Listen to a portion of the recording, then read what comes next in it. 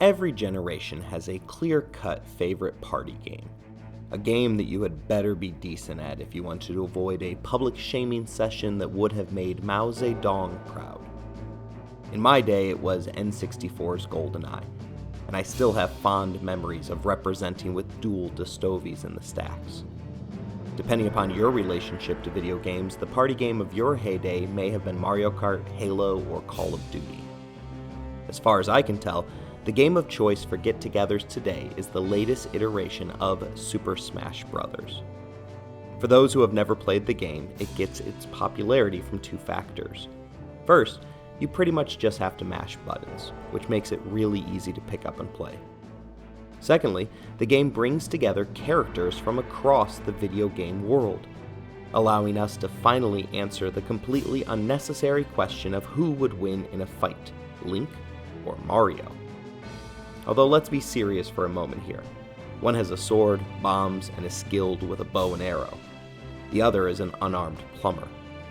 Seriously, why doesn't he at least get to bring a wrench with him? In my own family, I always find myself utilizing one of the versions of Link, while my boys alternate between Kirby characters, Pokemon, and the children of Bowser. Before I move on, I do want to mention that more players need to have some sympathy for Bowser. The dude is a single dad of 5 children. The only way he's going to be able to afford college is if he takes over the Mushroom Kingdom. My daughter, proving that gender norms are difficult things for kids to break, always picks one of the few girl characters, despite the fact that she has only played 1 or 2 of their games.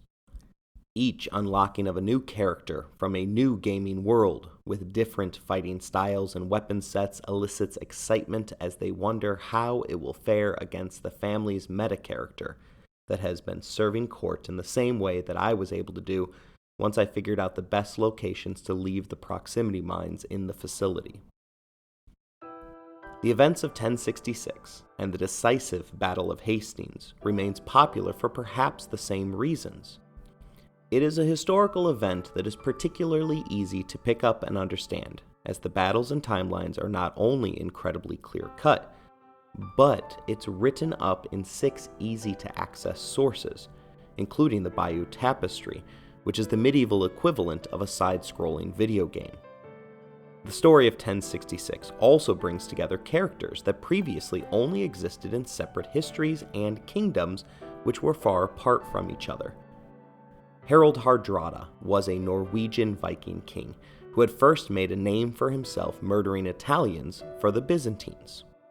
In the first battle of the fateful year of 1066, he squared off against Harold Godwinson, a classic example of a chivalric English knight.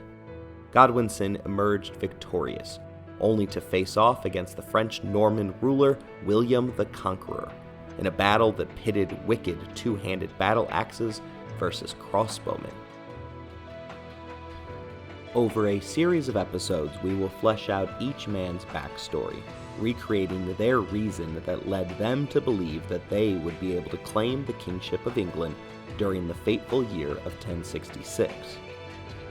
To the victor went the spoils, as the triumph of William of Normandy meant that it was game over for the Viking and Saxon eras, ushering in a new age of rule that saw the lords of England becoming the dominant power on both sides of the English Channel.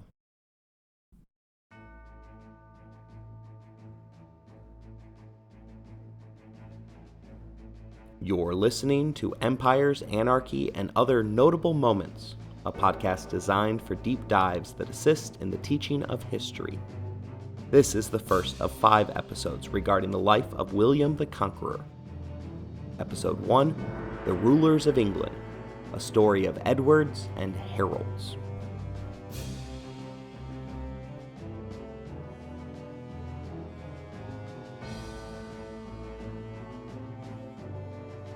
Despite looking predominantly white and quite pale, the peoples inhabiting the British Isles during the 11th century were quite diverse.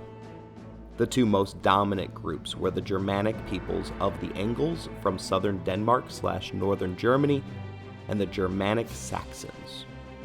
The mixing of the two over time led many history books to utilize the term Anglo-Saxon for the pre-1066 inhabitants of England. Unfortunately, that term has been co-opted and is now seen as a racist dog whistle for white supremacist groups who scour the pages of history for signs to justify their toxic vitriol. Historian Mary Rombaron-Olm explained within the pages of the Smithsonian Magazine that for years scholars of medieval history have explained that the term Anglo-Saxon has a long history of misuse, is inaccurate, and is generally used in racist context. Based on surviving texts, early inhabitants of the region more commonly called themselves English and Anglicen. Over the span of the early English period, from 410 AD, when various tribes settled on the British Islands after the Romans departed, to shortly after 1066, the term only appears 3 times in the entire corpus of Old English literature. And all of those instances happen to be in the 10th century, a millennium ago. The term was picked up and popularized by Teddy Roosevelt, who carried with him a copy of the racist manifesto entitled Anglo-Saxon Superiority when he and the Rough Riders fought in the name of empire on the shores of Cuba. He wasn't the only famous leader that utilized the term in its negative connotation. In 1943, Winston Churchill openly asked, "Why be apologetic about Anglo-Saxon superiority?"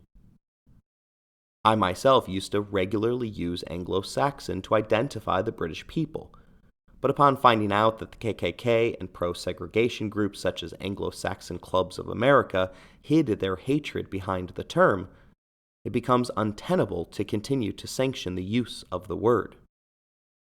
Thus, we'll utilize the terms English or Britons in order to identify the inhabitants of England prior to 1066. It is also important to understand that the British Isles were far from united at this moment in history, with 9 separate fiefdoms populating the land.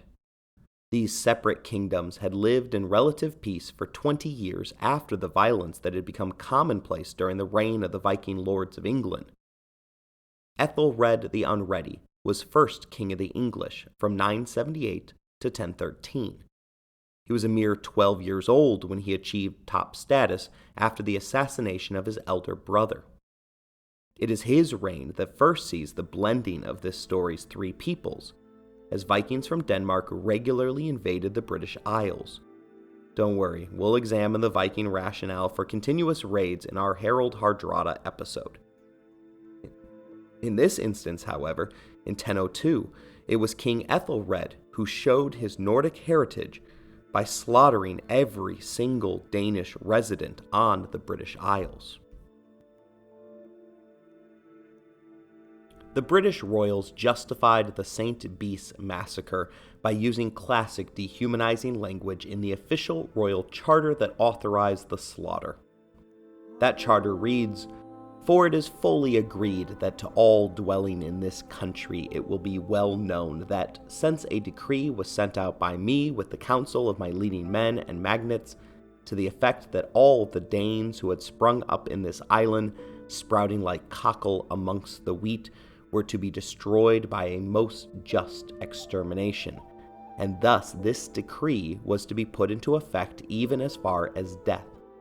Those Danes who dwelt in the aforementioned town, striving to escape death, entered this sanctuary of Christ, having broken by force the doors and bolts, and resolved to make refuge and defense for themselves therein against the people of the town and the suburbs. But when all the people in pursuit strove, forced by necessity to drive them out, and could not, they set fire to the planks and burnt, as it seems, this church with its ornaments and its books. Afterwards, with God's aid, it was renewed by me."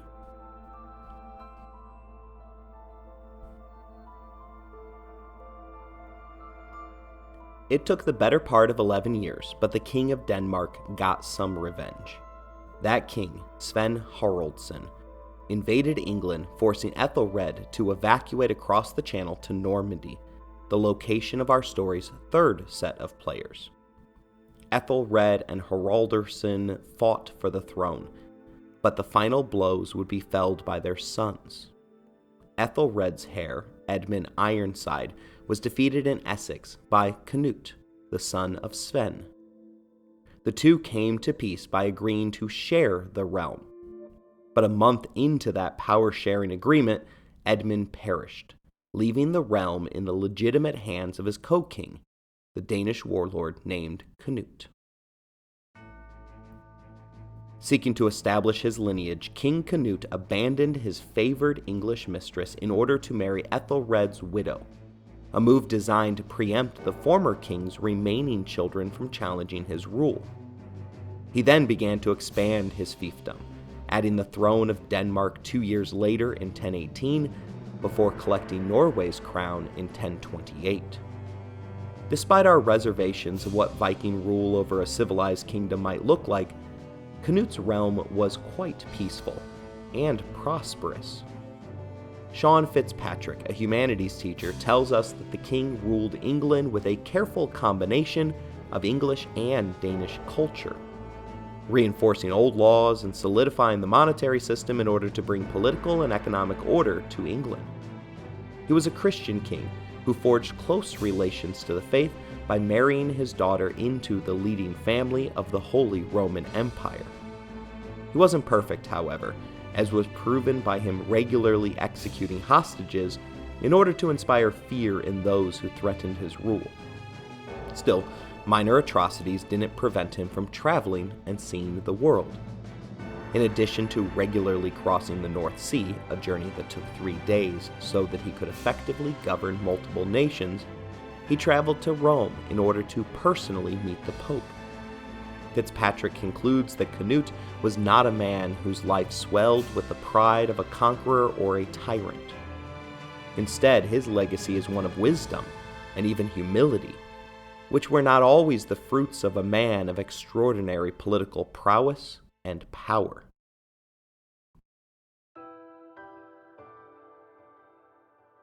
Familiar relations weren't enough to ensure stability in medieval Europe, however, particularly after King Cnut passed away in 1035.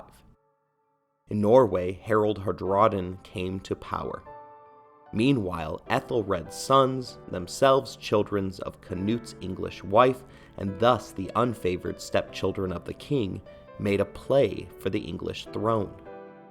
Emma, their mother, went on the offensive, arguing that her own child with Cnut, a young lad named Egilfu, wasn't legitimate, absurdly claiming that the boy's true birth mother had substituted herself for the queen in the dark, resulting in Cnut impregnating a lowly servant woman rather than the queen.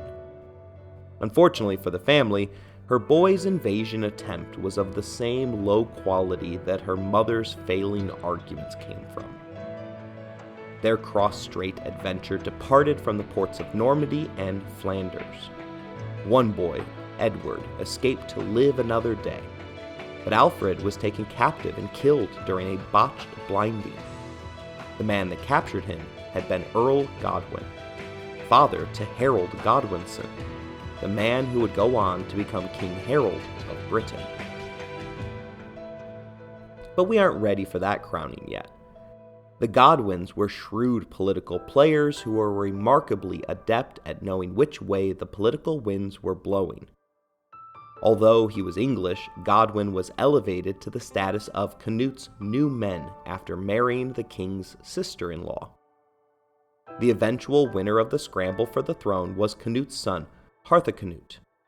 But knowing that he was unable to command the same affection as his father, he split the realm and named Harold Harefoot as England's regent.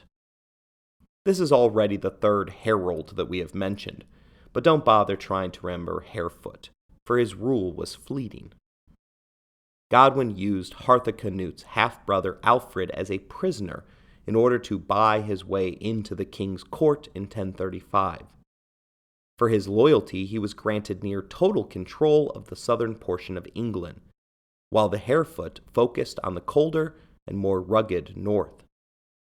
But being a regent in medieval England seemed to shorten one's lifespan, as Harold Harefoot passed away suddenly from an illness in 1040.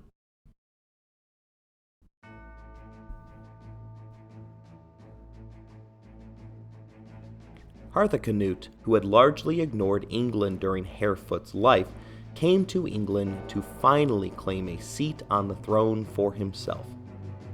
The cautious ruler arrived at the front of an invasion force of 62 warships. To pay the men for their service, he immediately raised taxes on the people of England, a punishment gifted to a people who had put up no resistance to his rule. It was the first of a number of mistakes that left Harthacnut, in the words of historian Frank McLynn, universally detested by the common people. They didn't even mourn when he died at the age of 24 in 1042, allegedly suffering from convulsions that came after overindulging at a wedding feast. A year before his death came the first of two alleged promises that were the reason for the chaos that occurred in 1066.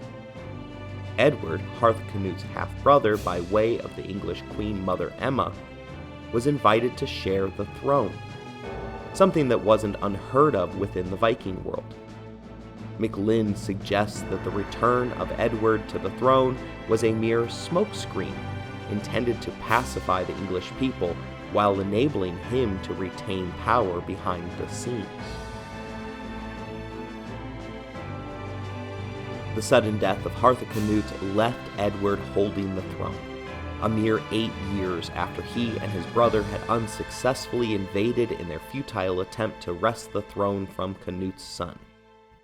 Godwin immediately rushed to serve this new liege, despite the fact that he had been instrumental in the capturing and murder of Edward's brother Alfred. But Edward wasn't established, and he faced threats to his rule from all sides. He didn't yet have the luxury of choosing his supporters. In these instances, anyone offering friendship has to be considered, and Godwin showed his immediate usefulness in choosing to ride with Edward as he rode against his mother, whom he now blamed for his failed invasion and subsequent exile in Normandy. Over the course of the first year of his reign, Earl Godwin proved indispensable to the crown, allowing his family to massively expand their landholdings in southern England. Edward's reign continued with him ruling from weakness, living beneath the constant threat of invasion from Scandinavia, particularly Norway, where a number of claimants wanted to prove themselves to be as great of a man as Cnut had been. The young king's fear of failure allowed families like the Godwins to quietly usurp power from the central government.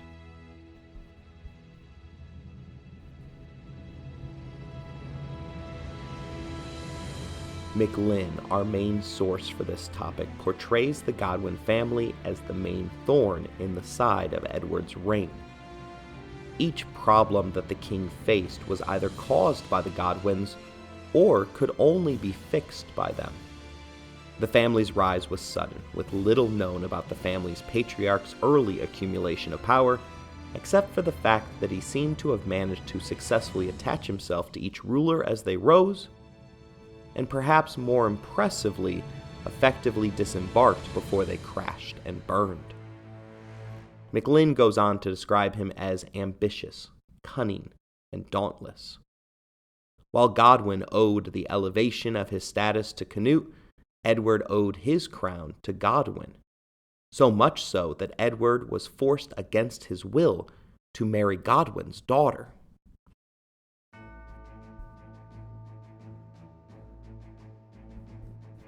As he himself had followed 3 leaders who had died in quick succession, Edward temporarily named Sven Estridsson of Denmark his heir until he would produce a son. However, his marriage failed to produce any child, let alone a desired son, something that would directly result in the coming clash of civilizations. Chroniclers gossiped at the time that the marriage was never even consummated, as Edward chose to ignore his bride in order to punish his brother-in-law for the role that he had played in the death of Alfred. The queen would go on to later confess to having retained her virginity. Undeservedly, Edward gained a reputation for being extremely religiously pious, eventually achieving the favored status of sainthood. Thus, Sven remained heir for far longer than anyone had originally expected. Maclyn, however, doesn't buy Edward's religious excuses for failing to conceive, writing that a careful review of the evidence suggests that there are really only two plausible interpretations of his naming of Sven as heir. Either that Edward was gay, or that he and Edith enjoyed normal marital relations, in which case either he was infertile or his wife was barren. Given the fecundity of the other Godwin scions, the former is more likely. It would have suited those who later prompted Edward for canonization to pretend that the normal marriage was in fact sexless and saintly. Edith indeed encouraged the rumors as part of her own self-promotion. If the historian is correct, the king's intention to not produce a child was extremely problematic, as was Edward's tendency to promise things, particularly the throne of England. Naming Sven as his heir was positively viewed as a measure of temporarily placating a potential threat to his rule. But William of Normandy also proclaimed to have been promised the throne of England by Edward. His claim was either mere propaganda or a grave misunderstanding. An heir would have solved everything, as would have a carefully crafted legal statement as to what his intentions actually were. But according to Maclyn, Edward was neurotic, with a tendency of paranoia and possessed of a fearsome temper that often made him impervious to reason. Historian Frank Barlow claims that he always behaved like one who had been deprived of love. Armed with an elephantine memory for slights and an ability to bear grudges eternally, he comes off of the pages of history as a weak, indecisive, and ineffectual man who loathes all individuals whose talents were superior to his.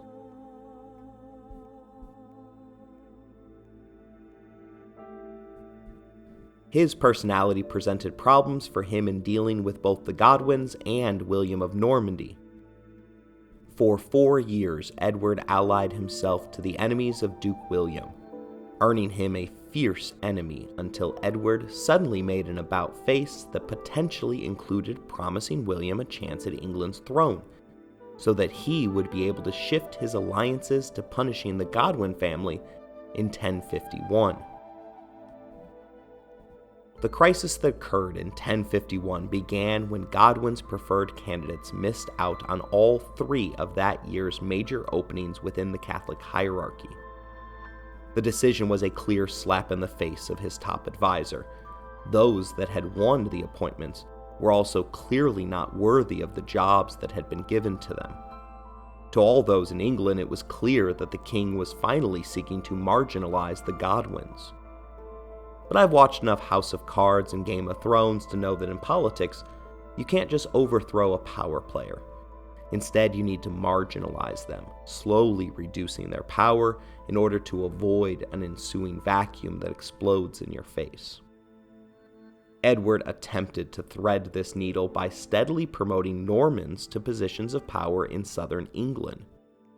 William's supporters claimed this was proof of the secret promise granted to their duke, a method of paving the way for his eventual rule.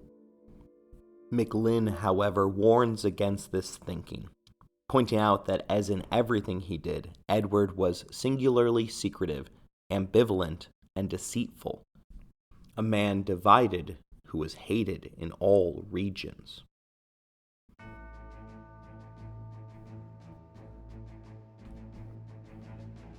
The slow and steady persecution of the Godwins continued throughout the year, with the king unable to pull the plug because his military might remained stubbornly dependent upon his southern vassal. It came to a head when the king ordered Godwin to trial, a vague command that included nothing of the charges levied against him. Godwin was terrified that he was finally being called to task for the death of Edward's brother, despite the fact that 15 years had since passed. Godwin answered the summons, marching alongside a full army to meet the king, who had assembled an even larger force, at the Thames. The two armies assembled on opposite sides of the mighty river. Godwin opened the negotiations, asking for an exchange of hostages in order to guarantee safe conduct and a fair trial. But the king refused. After 3 such requests were all summarily rebuffed, Godwin departed, establishing him in the eyes of the English legal system as a fugitive. King Edward rejoiced, spreading the word that Godwin was unwilling to face him in the courtroom or the battlefield.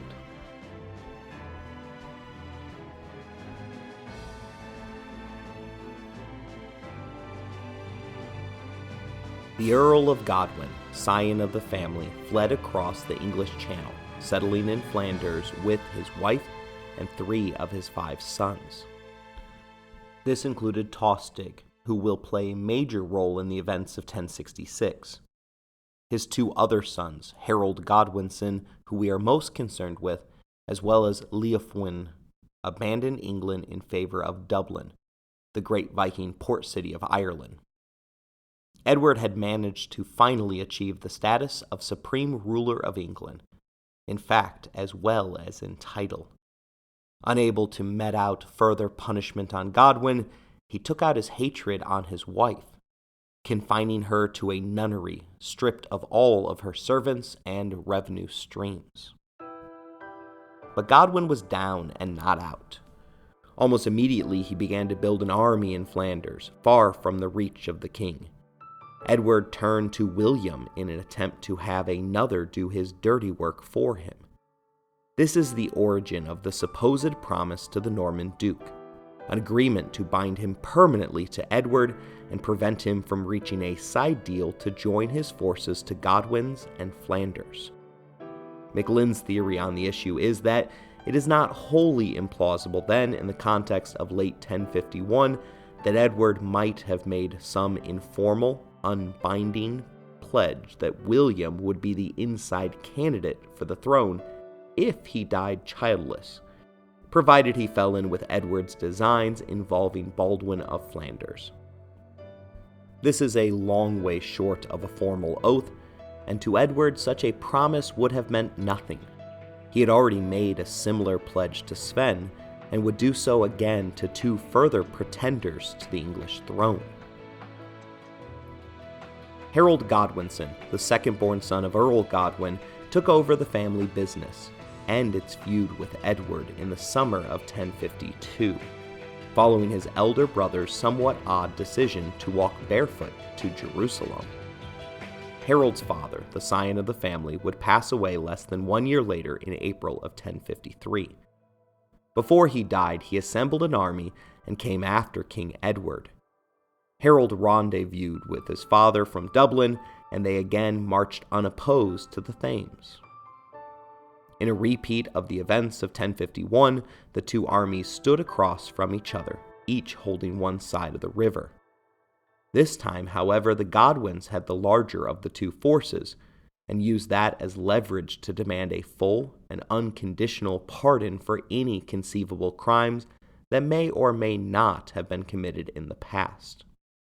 The battle began after the offer was summarily rejected, and after a short bout of fighting, Norman soldiers, whom Edward had steadily promoted throughout England, refused to shed the blood of what they believed to be a conflict between kin. Without the Norman soldiers, Edward had no choice but to submit. Godwin was in position to ascend to the throne over the dead body of Edward, but rather than revenge, he merely asked that all charges be purged against him. Edward relented and offered the traditional kiss of peace and restored his wife, Godwin's daughter, to her rightful status as Queen of England. Unable to push back further against the Godwins, the king shifted his perpetual rage to the Normans, whom he felt had betrayed him. He outlawed all Normans and French-speaking nobles who had previously pledged their loyalty to him.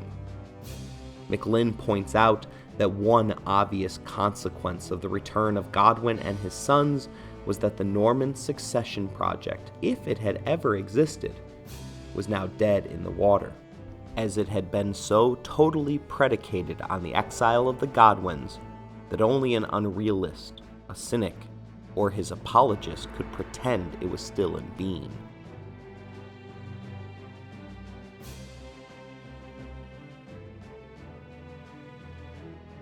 In 1053, Edward the Confessor turned 50. Disturbingly, he remained both king and childless. Harold Godwinson was now the primary landholder in southern England, amassing estates that were nearly 3 times as valuable as the next largest lord of the realm. The family's wealth accumulation only accelerated in the later portions of Edward's rule, as they once again flipped their fortune and became an indispensable ally of the crown once again. By 1066, their family held 66% of all of England, including an astounding 1/3 of all of its arable land. These holdings were mostly made up of the church's former land holdings, which had been seized by the king, as well as land that made up the nation's key defensive bulwarks, as the ever-paranoid Edward had turned his fear of invasion from Scandinavia to France. In case he didn't have enough enemies abroad, the king fabricated a fear that the church was trying to usurp his power from within. Thus, empowering the once again loyal Godwin family served to keep both enemies at bay. MacLynn hints that Harold Godwinson is probably the most straightforward of the 3 great personalities of 1066. He writes that he was tall, probably around 5 feet 11 inches or 6 foot, remarkably handsome, graceful, and possessed of superabundant strength, able to endure great hardships and to do without food and sleep for 48 hours while campaigning. Harold was a formidable warrior and a shrewd captain in the field. He impressed all who met him by his frank and open nature, his sunny temperament, his easygoing self-confidence, his even temper, and his ability to take contradiction without flinching. He was loyal, and if anything, over-trusting. Despite the past history between his father and the king, Harold became Edward's most loyal vassal, and MacLynn tells us that after 1053, the history of Edward's reign became largely the story of the exploits of the Godwinsons, with a shadowy monarch reduced to figurehead status. Relations with the Celtic fringes occupied much of the king's time, and border warfare became as much an annual and predictable affair as the interminable wars in Scandinavia between Sven Estridsson and Harald Hardrada. During this time, William sent envoys to London on what were likely espionage missions. Edward intervened in Scotland after Macbeth assassinated their king, and Wales presented a united front against the Britons for the first time in a century. The Godwins featured predominantly in that last issue, as Edward cut the head off of the leadership of Wales by proclaiming Harold's brother Tostig to rule the realm's northernmost kingdom, in order to contain any potential threat emanating from the province.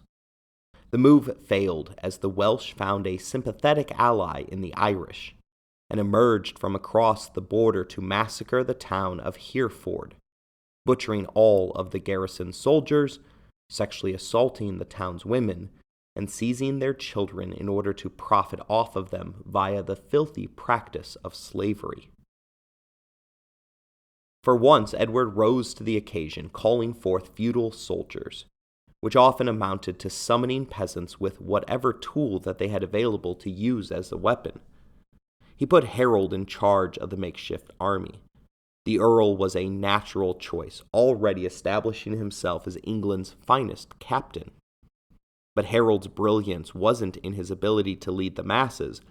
Rather, it was his political mind that more often made the difference.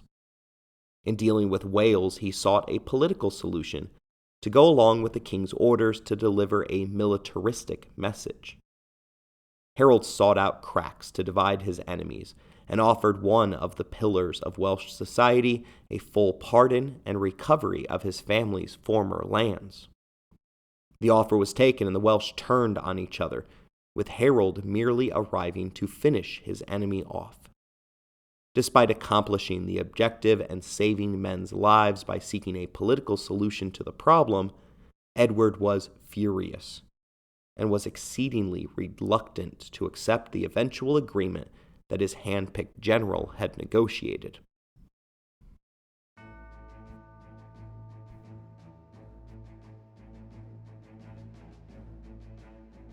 In 1057, the 54-year-old childless king officially named Edward the Eighthling as his heir.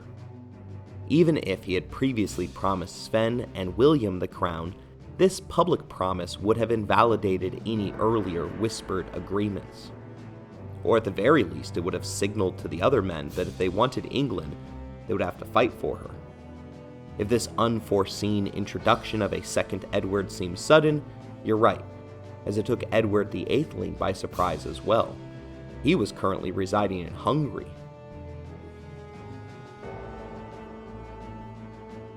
The Eighthling boy was the son of Cnut's prior co-king, who had jointly ruled England for 12 months.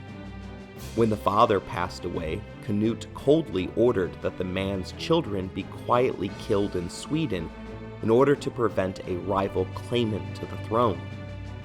He was informed the deed had been done, but as is true in most good fantasy movies, the King of Sweden took pity on the children and spirited them into hiding. Harold, ever the loyalist to the crown, backed Edward's choice, and Edward the heir ended his exile and arrived in England in 1057.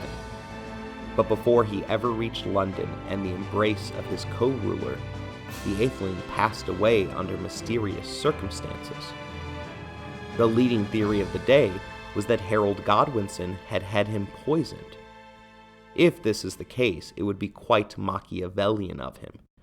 Maclyn argues against it, however, stating that while the exiles not having been admitted to the king's presence suggests that the Godwinsons had stood between him and the king and then murdered him, but if Harold was the culprit, it seems odd that he should have backed Edward's choice of successor and allowed his protege to spend so much time on the mission to bring him home. The obvious course for a Machiavellian Harold would have been to send an assassin to dispose of Edward while he was in Hungary. Rather, the British historian points the finger at William of Normandy, who had his eyes firmly set on the throne and had a track record of disposing of rival claimants with poison.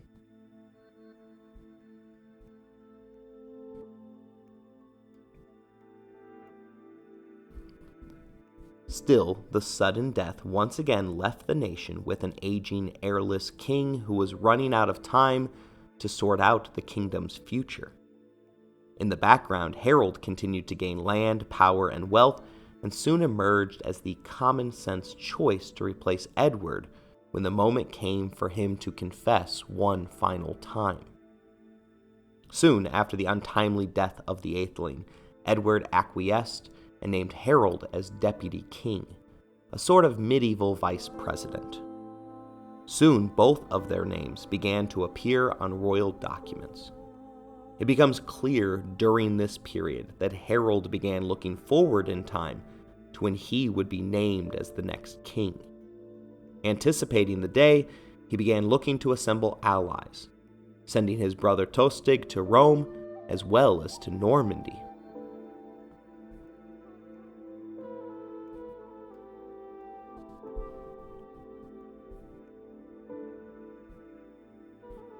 Harold's big day appeared to come with the passing of King Edward on January 5th, 1066. When death finally came and touched the shoulder of the Confessor, Harold was the lone claimant for the throne already in place within the country. He was the deputy king, largest landowner, and richest man in the country. Furthermore, he was a renowned general. He had the loyalty of England's best warriors, a Viking holdover brigade that referred to themselves as housecarls. A series of strokes in late December made it obvious that the end was near, and Harold had positioned himself brilliantly. He was there when Edward came out of a coma, speaking of an apocalyptic vision that saw England consumed by fire and sword, abandoned to the devil because God, in his anger with the English, would not grant forgiveness for their wickedness. He was there when Edward verbally made his last will and testament, which included a demand for God to repay his wife, Harold's sister, for her loving and dutiful service.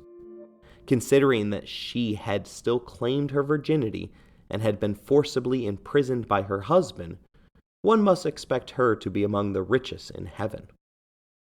I will use MacLean's words to share what happened next. The historian writes, "The king then held out his hand to Harold and spoke as follows. I commend this woman and all the kingdom to your protection. Remember that she is your lady and sister, and serve her faithfully and honor her such for all the days of her life. Do not take away from her any honor that I have granted her." Edward then made Harold protector of all of his housecarls and foreign servants, asking him to give them the choice of staying on to serve the new king or returning home with full honors, pay, and safe conduct. While the statement is vague and modern-day lawyers would be able to rip it to shreds, every single English source at the time makes it crystal clear that Edward's statement made Harold his successor. Furthermore, the Witenagemot, a council of wise men, met on the same day that the king passed away, and they confirmed Harold as king. At this point in time, the council served as a check on families that sought to rule as tyrants, as they were able to override the prior king's choice. Thus, on January 6, 1066, Harold Godwinson woke up as the lawful king of England. He wouldn't survive as such for long. Join us next episode for a look at the second challenger to the throne, Harold Hardrada, the Viking warlord. I hope you enjoyed today's episode. If you want to interact with the show, you can email us at resourcesbylowery@gmail.com. If you would like to financially support the show, please look in the show description for more information. As always, thank you for listening, rating the show, and spreading the word.